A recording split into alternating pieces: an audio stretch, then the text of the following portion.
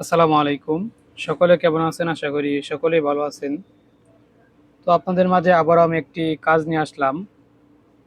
তো আপনারা আমার হাতে যে মোবাইল ফোনটি দেখতে পাচ্ছেন এটা হলো Redmi Note 7। এই মোবাইল ফোনের সমস্যা হচ্ছে যে রেস্টার্ট প্রবলেম। এই সেটটাতে হালকা একটু পানিতে পড়ছিল। তারপর থেকে ডিসপ্লে আসতেছিল না। কিন্তু এটা যখন নতুন ডিসপ্লে এক টেকনিশিয়ান ভাই যখন লাগাতে যাইতেছিল তখনই সেটটা রেস্টার্ট প্রবলেম করতেছিল। তো তার জন্য আমার কাছে নিয়ে আসছে এটা সমাধান করার জন্য। সেটটা কিন্তু রানিং ছিল যখন এটার ডিসপ্লে চলে গেছিল, মানে পানিতে এটার উপরে হালকা একটু পানি গেছিল, তারপর ডিসপ্লেটা নষ্ট হয়ে যায়, কিন্তু সেটটা রানিং ছিল, মানে অ্যালার্ম বাজতো, বিভিন্ন, মানে সেটা চালু ছিল এক কথায়। কিন্তু যখন সে একটা নতুন ডিসপ্লে নিয়ে এসে লাগায় তখন দেখে যে সেটটা রেস্টার্ট প্রবলেম করতেছে। আমি আপনাদেরকে দেখাই একটু।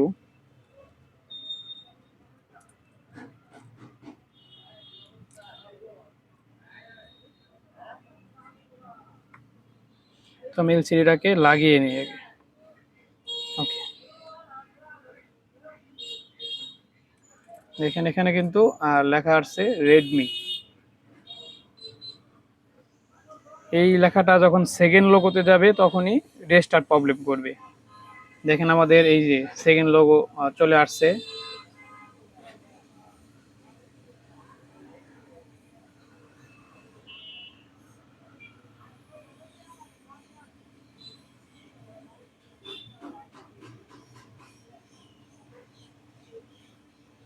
আমাদের কিন্তু লেখাটা এখনো আসছে, ওই যে দেখেন।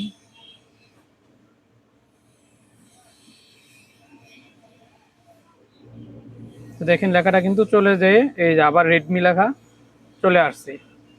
তো এটা তো আমি মূলত ভেবে নিয়েছি যে এটা হয়তো এমএমসির হেলথ নষ্ট হয়ে গেছে, যার কারণে এরকম করতেছে। কিন্তু আমি পরে আরেকটা সেট আছে আমার কাছে, সেম সেট, সেটা হলো রেডমি নোট 7ই। এই সেটটা সেম সেট আমার কাছে আরেকটা আসছে, এটারও হলো এমএমসির হেলথ নষ্ট। তো এটাও আমি ভিডিও করতেছি, ইনশাল্লাহ এটার একটা ভিডিও পাবেন যে এটা হেলথ কিভাবে রিপেয়ার করতে হয়। তো যখন আমি এই মাদারবোর্ডটা এখানে ঢুকালাম, মানে এখানে লাগানোর পর যখন চালু করলাম সেটটা সম্পূর্ণ চালু হয়। আমি বললাম যে এই মাদারবোর্ডটা যখন এর ভিতরে লাগালাম তখন যদি সম্পূর্ণ চালু হয় তাহলে এখানে কেন চালু হয় না। তো আমি সমস্যা খুঁজে বের করার চেষ্টা করলাম। তো সমস্যা খুঁজতে খুঁজতে প্রথমে আমি ব্যাটারি, এই ব্যাটারি দিয়ে লাগাই এখানে চালু করলাম, তারপর ডিসপ্লে আবারও চেঞ্জ করলাম, তারপর দেখি সমস্যা সমাধান হয় না। তারপর মাদারবোর্ড এখান থেকে উঠিয়ে আবার আমি চালু করলাম, তারপরে সমস্যা সমাধান হয় না। লাস্টে আমি সমস্যা এটা ধরতে পেরেছি, সেটা হলো কোন জায়গায় আপনারা দেখেন, এই যে এই রেবনটা খুলতে যে হঠাৎ মনে হয়তো যে এরকম যে টুইজার থাকে, এই টুইজার দিয়ে এখানে মনে হয়তো চাপ লাগছিল বা গোতা লাগছিল। এই যে দেখেন, যার কারণে এখানে কিন্তু একটা ছিদ্র হয়ে গেছে মূলত। এইটার কারণেই সেটটা অটো রেস্টার্ট করতেছে। তো আমি আপনাদেরকে দেখাই, দেখেন এখান থেকে যখন আমি এই যে রেবনটা আমি এখান থেকে খুলে দিলাম। এটা হলো আমাদের কিন্তু চার্জিং এর যে রেবন থাকে, এই চার্জিং এর স্পিকার, মাইক্রোফোন, এটা হলো কিন্তু এই রেবনটা। আর এটা হলো শুধু আমাদের এলসিডি। তো আমি চলেন, যেহেতু এটা কিন্তু এখন খুলে দিলাম, খুলে দেওয়ার পরে এখন সেটটা চালু করি। এটা আমরা একটু এইভাবে রাখি, এখন আমরা সেটটা চালু করি।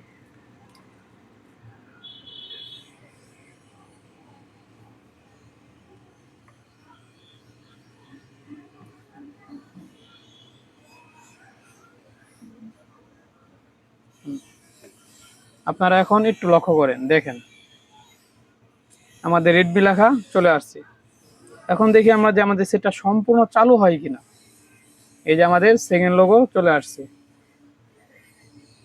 আগে আমাদের সমস্যা কি ছিল, সেকেন্ড লোগোতে এসে সেটা রিস্টার্ট প্রবলেম করতো, মানে আবার ওই ফার্স্ট লোগোতে চলে যেত। দেখেন আলহামদুলিল্লাহ সেটটা কিন্তু চালু হয়ে গেছে। তার মানে আমাদের সমস্যাটা কি, আমি এটাকে বন্ধ করে দেই। আপনারা দেখতে পারতেছেন কিনা, এই যে দেখেন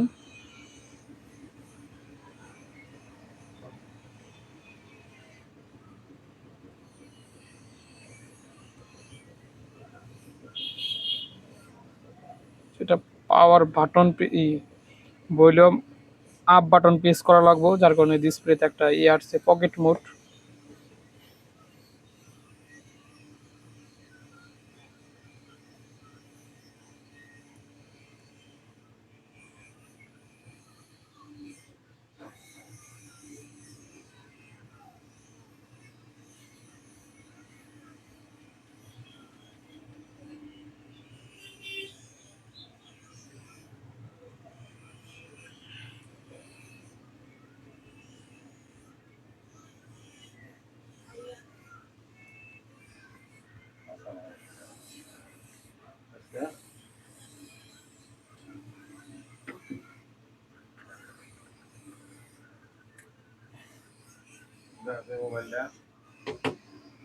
তো আমার এখানে লুজ কালেকশন ছিল একটু, আর একটা কাস্টমার চলে আসছিল ভিডিওর ভিতরে, ওনার সাথে একটু কথা বললাম।